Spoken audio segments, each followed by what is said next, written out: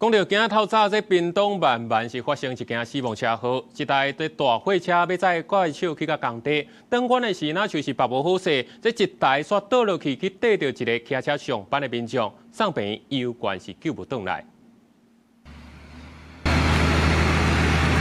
怪手倒伫路边，一台乌托邦伫边仔咪咪冒冒，有民众缀伫怪手下骹，伤势严重。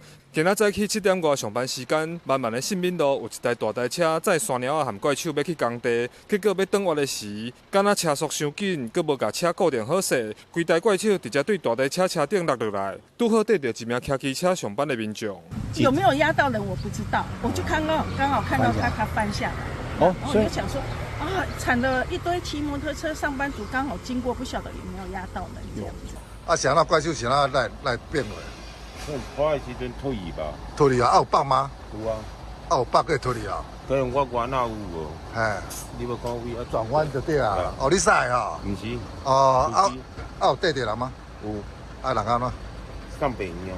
骑乌托邦的是姓孙，43岁查甫人，伊当场就失去意识，送严重龙泉病院急救，最后不幸死亡。大台车的驾驶姓刘，警方初步判断是因为怪手无绑好势，才会落落来。也若驾驶无酒精反应，警察甲人带倒来派出所做笔录，厘清事故的原因。经警方到场了解，为大货车行经弯道时，后车上搭载怪手不稳掉落，与对向机车发生碰撞。 导致机车驾驶伤重。登去事故现场，怪手已经吊起来，不过玻璃破一空，机车后底甲喙糊糊。附近民众表示，因为信民路是要去延山公路的主要道路，出入袂少车有载大型机具，经过这拢要注意车速，避免发生交通意外。记者柯明哲，屏东报道。